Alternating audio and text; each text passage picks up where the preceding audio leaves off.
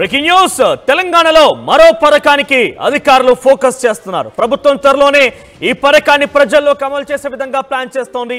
అది ఇందిరమ్మ ఇళ్ల విషయం. పేదల ఇంటికలకు సంబంధించిన అంశం. ఇందిరమ్మ ఇళ్ల పథకంపై ప్రభుత్వం స్పెషల్ ఫోకస్ పెట్టింది. దసరా పండుగ నాటికి ఇళ్ల పథకానికి శంకుస్థాపన జరిగేలాగా ప్రభుత్వం ప్లాన్ చేస్తోంది. అర్హుల గుర్తింపు ఎలా అనే దానిపై అధికారులు కసరత్తు చేస్తున్నారు. లబ్ధిదారుల ఎంపిక కోసం మార్గదర్శకాలపై అధ్యయనం కూడా జరుగుతోంది. ఇక ఏపీ మధ్యప్రదేశ్లో అమలవుతున్నటువంటి విధానానిపై తెలంగాణ అధికారులు తెలంగాణ ప్రభుత్వం స్టడీ చేస్తోంది. ఇక 3 నెలల టైంలో లబ్ధిదారుల ఎంపిక సాధ్యమా అనే ఒక ప్రశ్న కూడా ఉత్పన్నమవుతుంది. ఇక ఏటా 4.5 లక్షల ఇళ్లు మంజూరు కాబోతున్నట్టుగా ఇప్పటికే రాష్ట్ర ప్రభుత్వం ప్రకటించేసింది. ఏటా 4.5 లక్షల అంటే 4.5 లక్షల ఇళ్లతో పాటుగా ప్రతి నియోజకవర్గానికి ఏటా 3,500 ఇళ్లకు సంబంధించి నిర్మాణం చేపట్టే విధంగా ఇప్పటికే రాష్ట్ర ప్రభుత్వం ఒక ప్రత్యేకమైనటువంటి ప్రణాళిక రూపొందించుకొని ఉంది. కానీ దాంట్లో అర్హులను గుర్తించడం ఎలా అనే విషయమే కొంత అధ్యయనం చేస్తోంది, దాని మీద స్టడీ చేస్తోంది. ఇక ఇందిరమ్మ ఇళ్ల కోసం ఇప్పటివరకు 82,82,000 దరఖాస్తులు వచ్చాయి.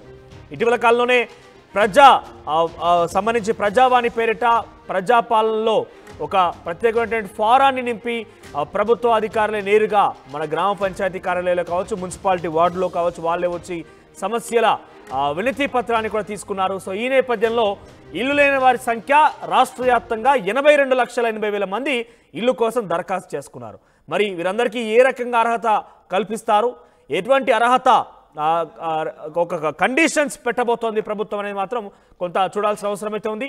ఇక ఇళ్ల నిర్మాణ ప్రగతి ఆధారంగా నిధుల విడుదల ఉండబోతుందట. ఇక ముందస్తుగా లబ్ధిదారుల డబ్బు చెల్లింపుపై పరిశీలిస్తోంది రాష్ట్ర ప్రభుత్వం. ఇక ప్రతి నియోజకవర్గానికి 3,500 ఇల్లు అంటే 3,500 ఇల్లు ప్రతి నియోజకవర్గానికి ఏటా వాళ్ళు ప్రకటించబోతున్నారు. ఇక బడ్జెట్లో పథకానికి 7,000 కోట్లు కూడా కేటాయించారు. ఇప్పటికే మనం చూసాం ఓట్ ఆన్ అకౌంట్ బడ్జెట్లో 7,000 కోట్ల రూపాయలు ఈ ఇందిరమ్మ ఇళ్ల కోసం కూడా ప్రకటించడం చూసాం. దీనికి ఇప్పటికే పార్లమెంట్ ఎన్నికల కంటే ముందే ముఖ్యంగా ఖమ్మం జిల్లాలో దీన్ని ఒక పైలట్ ప్రాజెక్టుగా తీసుకుని ప్రారంభించడం జరిగింది. దానికి సంబంధించి మరింత తాజా సమాచారం ప్రతినిధి ఉదయ్ అందిస్తారు. ఎస్ ఉదయ్, సో ఖమ్మంనే పైలట్ ప్రాజెక్టుగా తీసుకొని ఇప్పటికే ఈ ఇందిరమ్మ ఇళ్లకు సంబంధించి అక్కడ ఆవిష్కృతం చేయడం జరిగింది. సో ఇంకా పూర్తి స్థాయిలో గైడ్లైన్స్ కండిషన్స్ రాలేదు. కానీ సో ఎట్లా ఉండబోతోంది అక్కడ పరిస్థితి ఏంటి, అప్డేట్స్ ఎలా ఉన్నాయి?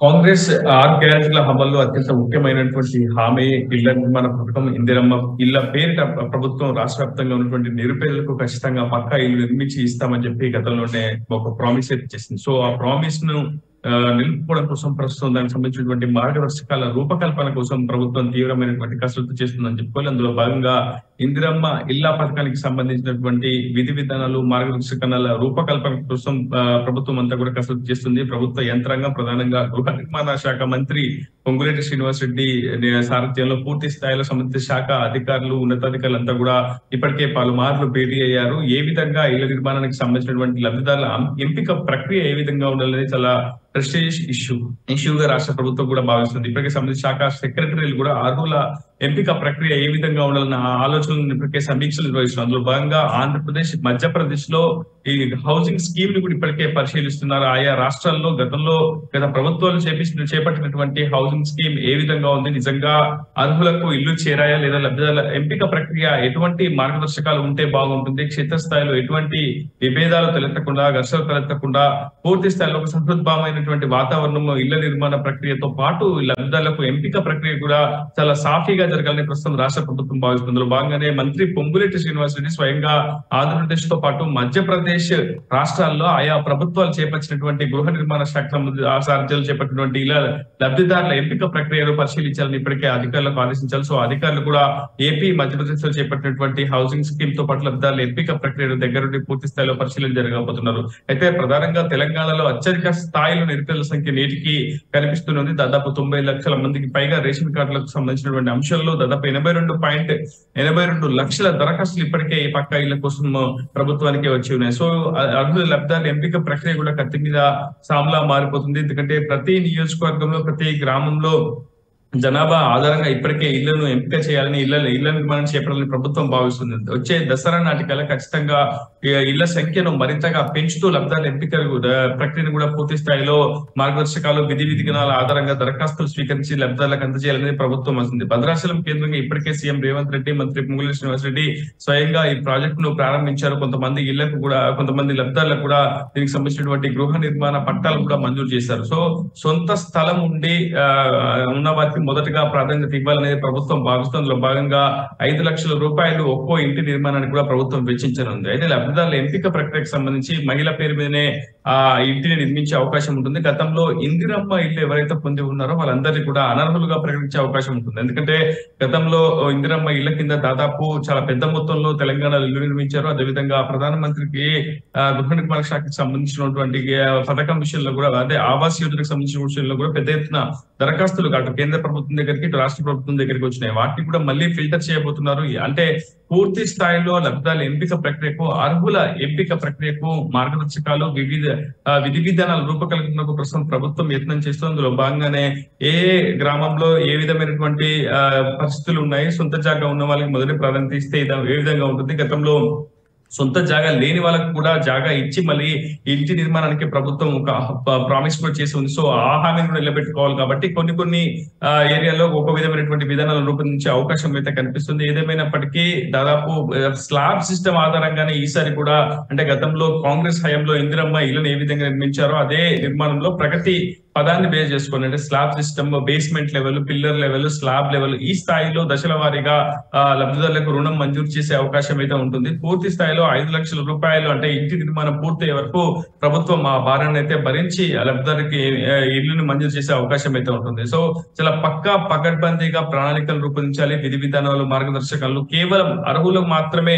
అందేలా, ఇళ్ల నిర్మాణాన్ని, నిర్మించిన ఇళ్లను అర్హులు మాత్రమే అందేలా మాత్రం భావించాలి. ఇప్పటికే మంత్రి పొంగులేటి శ్రీనివాసరెడ్డితో పాటు సీఎం రేవంత్ రెడ్డి ప్రత్యేకంగా ఈ శాఖపై దృష్టి సారించారు. సుమారు 7,500 కోట్ల బడ్జెట్ ఇప్పటికే అటు దీని కోసం కేటాయించినటువంటి పరిస్థితి ఉంది. సో ఖచ్చితంగా దసరా నాటికల్లా పూర్తిగా రాష్ట్ర వ్యాప్తంగా ఒక్కో నియోజకవర్గంలో 3,500 ఇళ్లను నిర్మించి లబ్ధాలకు అందించాలని ప్రభుత్వం భావిస్తుంది. మనోజ్. రైట్ ఉదయ్, ఓవరాల్ గా రాష్ట్ర వ్యాప్తంగా వారిచ్చినటువంటి హామీ మేరకు 6 గ్యారెంటీలో కీలకమైనటువంటి హామీ పేదలకి ఇంటికల సాకారం చేసేటువంటి హామీ ఇందిరమ్మ ఇళ్ల పథకం. అయితే ఇందిరమ్మ ఇళ్లకు సంబంధించి ఇప్పటికే పైలట్ ప్రాజెక్టుగా భద్రాచలంలో ప్రారంభించడం జరిగింది. అక్కడ ముఖ్యమంత్రి రేవంత్ రెడ్డి, సంబంధిత శాఖ మంత్రి పొంగులేటి శ్రీనివాసరెడ్డి అక్కడ ఇనాగ్రేట్ చేశారు. సో ప్రస్తుతానికైతే దీని అధ్యయనం కొనసాగుతోంది. ఏపీ, మహారాష్ట్రలో జరిగినటువంటి ఇండ్ల పంపిణీ కార్యక్రమంలో ఎటువంటి గైడ్ లైన్స్ రూపొందించారు, ఎటువంటి అంశాలు వాళ్ళు పొందుపరుచున్నారు, వాటి విషయంలో కూడా అధికారులు స్టడీ చేస్తున్నారు. సో ఓవరాల్గా ప్రస్తుతానికైతే ఇటీవల ప్రవేశపెట్టినటువంటి ఓట్ ఆన్ అకౌంట్ బడ్జెట్లో 7,000 కోట్ల రూపాయలు ఇందిరమ్మ ఇళ్ల కోసం కేటాయించడం జరిగింది. అది ఫుల్ బడ్జెట్లో, ఇప్పుడు ప్రవేశపెట్టేటువంటి ఈ ఫుల్ బడ్జెట్లో మరింతగా రెట్టింపు అయ్యే అవకాశం కనబడుతోంది. సో ఓవరాల్గా ప్రతి నియోజకవర్గానికి ఏడాదికి 3,500 ఇల్లు పంపిణీ చేసే విధంగా రాష్ట్ర ప్రభుత్వం సన్నాహాలు రూపొందిస్తోంది. సో ఓవరాల్గా ఇటీవల వాళ్ళు సమస్యల కోసం ప్రజావాణి కార్యక్రమం ఏదైతే బృహత్తరంగా రాష్ట్ర వ్యాప్తంగా చేపట్టారో ఆ కార్యక్రమంలో ప్రజాపాలన దరఖాస్తు ఫారం మీద సుమారుగా వారు ఇందిరమ్మ ఇళ్ల కోసం దరఖాస్తు చేసుకున్న వారు 82 లక్షల మంది ఉన్నారు. రాష్ట్ర వ్యాప్తంగా సుమారుగా 82 లక్షల గృహాలు ఇంకా ప్రభుత్వం అంటే అందరూ నిరాశ్రయులుగా లేకుంటే ఇల్లు కావాలని కోరుకున్న వారుగా ఉన్నారు. సో వారందరి యొక్క లక్ష్యాన్ని, వారి ఆశయాన్ని ఏ రకంగా ప్రభుత్వం ముందుకు తీసుకెళ్తోంది, వారందరికీ గృహకల్పన ఏ రకంగా చేస్తుందో చూడాల్సిన అవసరం అయితే ఉంది. మరోవైపు ఇక ఏడాదికి 3,500 ఇల్లు ఒక్కో నియోజకవర్గం చొప్పున రాష్ట్ర వ్యాప్తంగా 4.5 లక్షల ఇళ్లను కూడా రాష్ట్ర ప్రభుత్వం బృహత్తరంగా వారిచ్చిన హామీ మేరకు ప్రజలకి, పేద ప్రజలకు అందించబోతోంది. సో ముఖ్యంగా గతంలో ఏ రకంగా అయితే ఇందిరమ్మ ఇల్లు కాంగ్రెస్ పార్టీ ప్రభుత్వం ఆ పథకాన్ని తీసుకొచ్చినప్పుడు దశల వారీగా, అంటే పిల్లర్ బేస్మెంట్ పూర్తయిన తర్వాత కొంత అమౌంట్, ఆ తర్వాత పిల్లర్లు, తర్వాత గోడలు, ఇవన్నీ అంటే ఒక డిజైన్ రూపకల్పన చేసి ఒక్కో స్టెప్ ఆధారంగా 5 లక్షల రూపాయలు ఒకేసారిగా ఇవ్వకుండా వాళ్ళ నిర్మాణం ప్రగతిని బట్టి, వాళ్ళ నిర్మాణం యొక్క స్టెప్ బై స్టెప్ ప్రాసెస్ బట్టి కొంతగా లబ్ధిదారులకు చేకూర్చే అవకాశం కనబడుతోంది. సో ముందస్తు 6 గ్యారెంటీల మీద చాలా విద్యార్థులైతేనే ఆశలు పెట్టుకున్నారు. వారి యొక్క ఆశల్ని ఏ రకంగా ముందు తీసుకెళ్తుందో చూడాల్సిన అవసరం అయితే ఉంది.